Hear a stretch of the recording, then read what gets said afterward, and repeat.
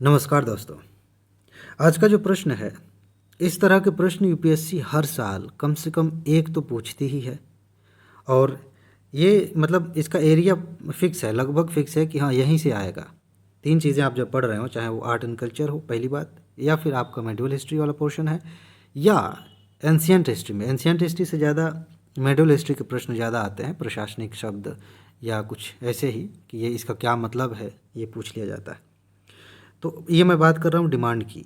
UPSC आपसे उम्मीद कर रही है कि जब आप इतिहास पढ़ रहे हैं तो आप कुछ शब्दों के, कुछ टेक्निकल शब्द वहाँ इस्तेमाल हो रहे हैं, चाहे वो किसी संप्रदाय के बारे में हो, चाहे कोई प्रशासनिक पद है, या कोई कुछ चीज़ें हैं, चाहे वो हो सकता है कि स्थापत्य कला वहाँ की है, उससे संबंधित कोई शब्द है। तो इन पर आप ध्यान दें, इन्हें आप याद रखें, दिमाग में रखें। पूछा जा सकता है, पूछा ही जाता है, हर साल एक दो क्वेश्चन आते हैं। ये यूपीएससी की डिमांड है, आप इसको ध्यान में रख के तैयारी करें। अब बात आती है कि इस तरह के प्रश्नों को हल कैसे किया जाए। आज मैं ट्रिक से ज़्यादा एक स्ट्रेटजी पे बात करता हूँ। दोनों में अंतर है। ट्रिक्स का मतलब ये है कि ये पर्टिकुलर कोई क्वेश्चन है, एकदम सामने है, इसमें कौन सी ट्रिक आप आजमाएंगे। स्ट्रेटजी की बात जब हम करते हैं तो वो थोड़ा सा मामला बदल जाता है। अभी आपको समझ में आएगा, जब मैं प्रैक्टिकली समझाऊंगा ना तब ऐसे नहीं समझ में आएगा।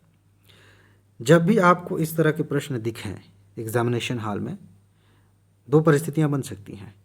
एक्चुअली तीन बनेंगी, लेकिन चलो तीनों की बात कर लेते हैं।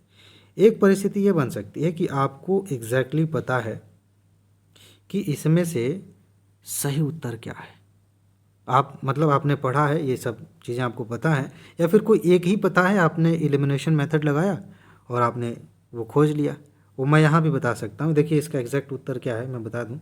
इसका ये बी वाला जो है ना वो गलत है। अब भी आप ये काट देंगे तो ये भी नहीं होगा, ये भी नहीं होगा, ये भी नहीं, एक और तीन बचेगा। यहाँ पे ABCD की जगह 1 2 3 होना चाहिए। ये तरीका आप आजमा सकते हैं। ट्रिक मैं चाहूँ तो ये बता के आगे बढ़ जाता, लेकिन मैं इससे भी अलग थोड़ा सा बताना चाह रहा हूँ। तो हम बात कर रहे थे कि एक स्थिति ये बन सकती है कि आपको आ रहा है, आपने कर दिया। दूसरी स्थिति ये बन सकती है कि आपको आ ही नहीं रहा है, कठिन प्रश्न है।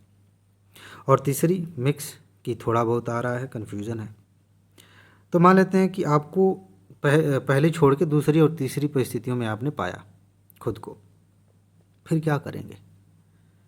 ऐसे में एक तरीका आप अपनाइए। आपको एकदम क्लियर होना चाहिए कि 100 प्रश्न यूपीएससी ने आपको दिए हैं, और इसमें से अगर आपने 50 भी सही कर लिए, सही माइनस घटा के, यानी कि लगभग आपने 70 से 80 के बीच में क्वेश्चन अटेम्प्ट किए थे, माइनस वगैरह करके 50 आ जाते हैं तो आपका हो जाएगा।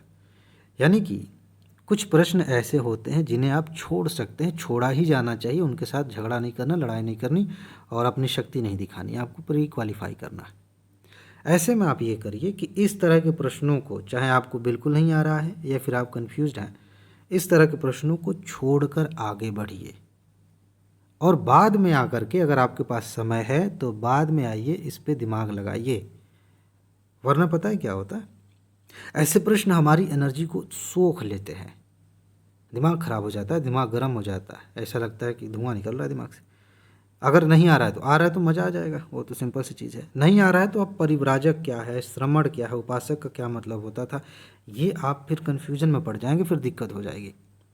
इससे अच्छा ये है कि इस क्वेश्चन पे आगे कोई, यहाँ पे क्वेश्चन के आगे ABCD कुछ भी लिख दीजिए कि ध्यान रहे कि A का मतलब ये है कि इसमें हमें कन्फ्यूजन है, B का मतलब ये है कि बिल्कुल नहीं आ रहा है, ठीक है ना।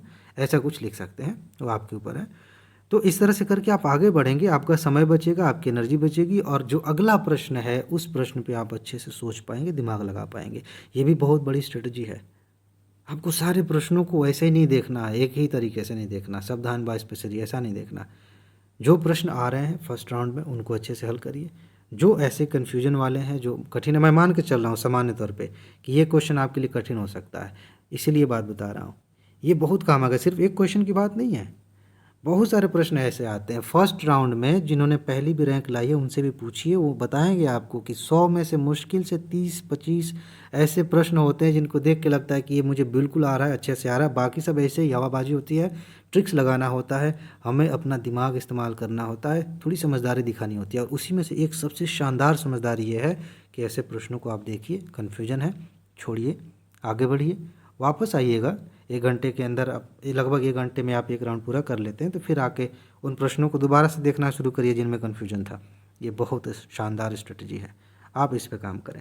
ठीक है ना जी। तो ये बात इसमें बतानी थी। डिमांड मैंने पहले ही बता दी है कि जब आप पढ़ रहे हो तो इन चीज़ों का ध्यान रखें। ठीक है ना, तभी तो आप दोबारा लौट के आएंगे तो कुछ चीज़ें याद आएंगी।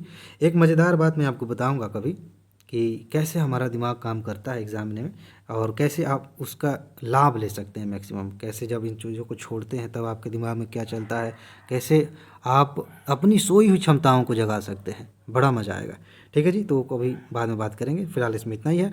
अपना ख्याल रखिए, खुश रहिए, मस्त रहिए, मुस्कुराते रहिए, जल्दी से सफल होइए और ज़िंदगी को एंजॉय करिए। आगे मिलते हैं। नमस्कार।